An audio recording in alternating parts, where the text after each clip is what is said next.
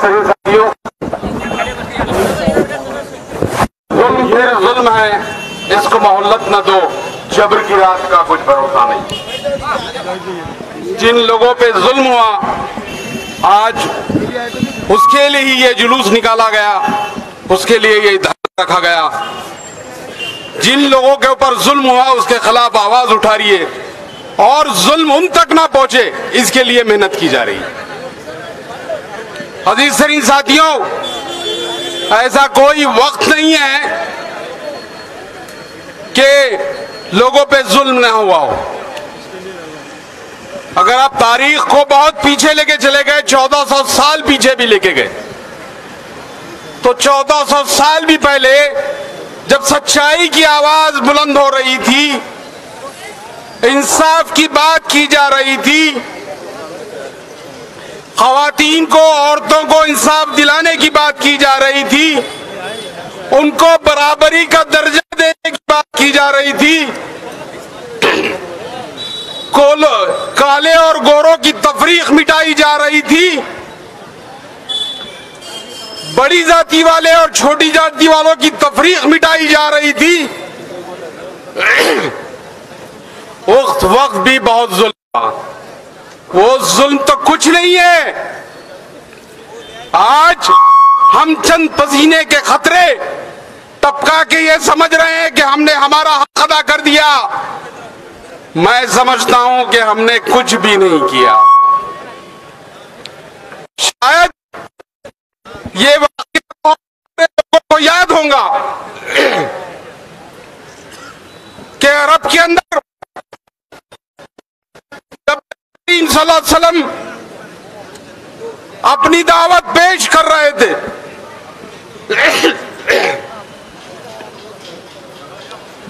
बिलाल हबशी रज़ियल्लाहु ताला अन्हु ने नबी करीम सल्लल्लाहु अलैहि वसल्लम के हाथ पे बैत किया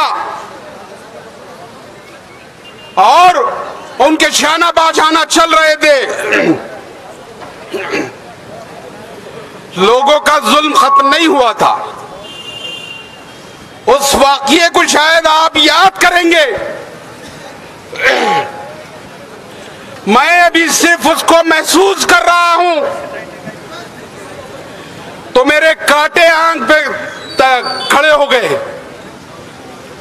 मेरे आंख पे कांटे आ रहे हैं। मैं उस वाक़ये को पेश करने के लिए सोच रहा हूं कि शायद वो वाक़या मैं अपनी ज़बान से पूरी तरीके से आपके सामने पेश कर सकूं। वो वाक़या क्या था? सच्चाई के ऊपर खड़े रहने वाले लोगों के ऊपर किस किस्म का जुल्म था। हजरत बिलाल हबशी को गिरफ्तार कर लिया गया और उससे कहा गया कि ये जो पैगाम आप दे रहे हैं इससे रुक जाओ। उसने कहा कि मेरा एक पैर इधर और एक पैर इधर करके भी अगर चीर दिया जाऊंगा तो मैं इस सच्चाई की आवाज को खत्म नहीं होने दूंगा, आखिरी दम तक खत्म नहीं होने दूंगा। उस वाक़े को याद करो और अरब की सरजमीन की वो रेती को याद करो,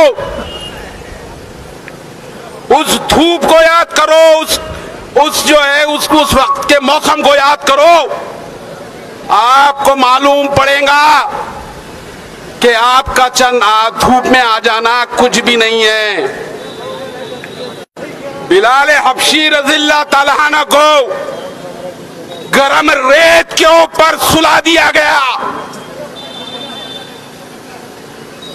और इतनी गरम रेत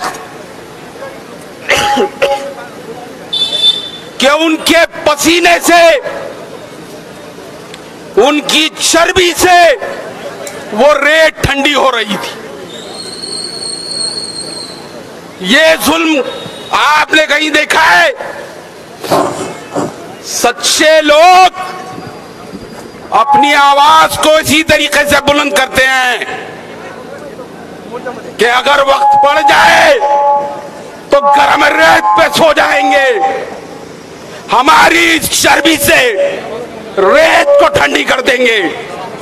लेकिन सच्चाई की आवाज और जो लोग हम पे जुल्म कर रहे हैं उस आवाज को बंद नहीं होने देंगे। अजीज तरीन साथियों, बहुत सारे वाकयात हैं, मैं आपको सुनाऊंगा तो मेरी आवाज लर्जा जाएंगी, मेरी आंखों से आंसुओं का सैलाब चले जाएगा, लेकिन वो जुल्म के सिलसिले खत्म नहीं होंगे। और वो जुल्म के सिलसिले जब खत्म होंगे जब हम जो है जीत के आके हमारे हाथ में जो है हुकूमत का परचम रहेगा। बहुत सारे जुल्मों के साथ मुसलमानों ने अपनी शनाख्त को मनवाया है। अभी अगर मैं हाल ही का वाकया पेश करूं आपको, तो जो लोग चाहते हैं कि वो मुसलमानों के वोट लेते हैं, दलितों के वोट लेते हैं, सत्ता की गलियारों में जाते हैं, सत्ता के मजे लेते हैं, लेकिन हमको वो सारी चीजों से दूर करते हैं, तो अब ये सब तमाशा नहीं चलने वाला। क्योंकि जुल्म के खिलाफ, नाइंसाफी के खिलाफ और इंसाफ को कायम करने के लिए एक बहुत बड़ी आवाज इस महाराष्ट्र से उठी है, और वो आवाज का नाम है प्रकाश अंबेडकर बाला साहब। इस आवाज के अंदर आवाज मिलाना है और जालिमों को खामोश कर दिखाना है। और अगर कह रहे हैं कि हम सिर्फ तकरीर के लिए ये बातें करते हैं, तो नहीं। प्रकाश अंबेडकर साहब की वो हिकमत अमली थी कि जो लोग पूरे महाराष्ट्र के अंदर फसाद बर्पा करना चाहते थे, पूरे महाराष्ट्र के अंदर हिंदू और मुसलमानों को लड़ाने का एक सिलसिला शुरू करने वाले थे, और छोटी छोटी बातों पर कभी औरंगजेब रहमतुल्लाह अलैह के नाम पे किसी ने जो है अपनी स्टेटस रख दिया, कभी टीपू सुल्तान रहमतुल्लाह अलैह के नाम से किसी ने स्टेटस रख दिया। तो ये जालिम पुलिस जिसको इंसाफ कायम करने की जिम्मेदारी दी गई थी, ये जालिम पुलिस उन मुसलमान नौजवानों को गिरफ्तार कर रही थी। उस वक्त मैं समझता हूं कि बहुत मुसलमान लीडर होंगे, लेकिन महाराष्ट्र के अंदर एक हिकमत ऐसी चली गई कि ये सारे जालिम लोग अपने जो है घूसों में जाके बैठ गए। और प्रकाश अंबेडकर साहब ने उनको चैलेंज किया कि मैंने जो कहा अगर गलत है तो तुम साबित करके बताओ, नहीं तो मैं आप लोगों को साबित करके बताऊंगा कि आप लोग गलत हैं।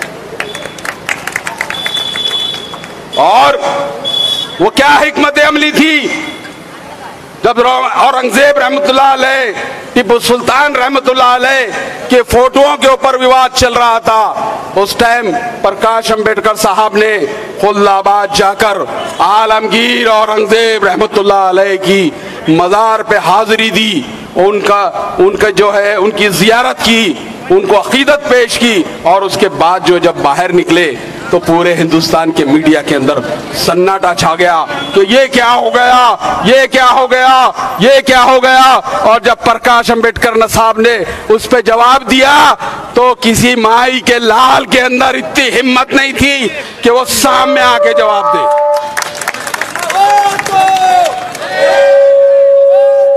तो ये हिकमत अमली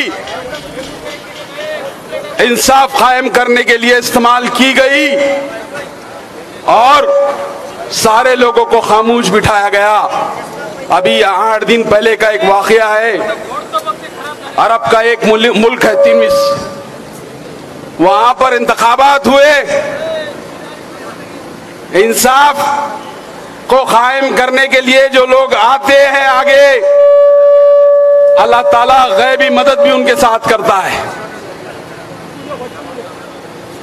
देखिए प्रकाश अंबेडकर साहब का वो वाकया कि आए दिन नबी करीम सल्लल्लाहु अलैहि वसल्लम की शान में गुस्ताखी करने वाले लोग जो है आराम से छूट जाया करते थे। जब प्रकाश अंबेडकर साहब ने महाराष्ट्र की असेंबली के अंदर एक पैगंबर बिल पेश किया और वो पैगंबर बिल में ये साबित किया करने की कोशिश की कि कोई भी अगर नबी करीम सल्लल्लाहु अलैहि वसल्लम की शान में गुस्ताखी करता है वो इतनी आसानी से छूटना ना जाए, उसने कोर्ट का पूरा प्रोसेस मुकम्मल करना और उसके बाद उसकी बेल होना, ये कानून बनाया गया। और वो कानून आज तक क्यों कांग्रेस की हुकूमत ने उसको मंजूर नहीं किया, क्यों एनसीपी की हुकूमत ने उसको मंजूर नहीं किया, क्यों महाविकास अघाड़ी की पिछले टाइम सत्ता थी उसको मंजूर नहीं किया। लेकिन आने वाले वक्त के अंदर इंशाअल्लाह ये जो है बिल पास होगा। लेकिन एक बात जो मैं अधूरी छोड़ के जा रहा हूँ कि इंसाफ पसंद लोगों को आगे बढ़ाने के लिए क्या क्या हुनर हमको इस्तेमाल करना है।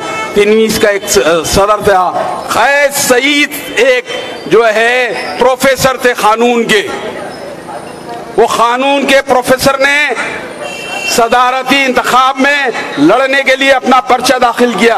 कोई सियासी जमात नहीं उनकी, कोई सियासी जमात नहीं उनकी, डायरेक्ट सदारती इलेक्शन होते हैं। वो डायरेक्ट सदारती इलेक्शन में वो कानून का प्रोफेसर लड़ने उतर जाता है और 77% वोट लेकर जीत के आता है। और जीत के आने के बाद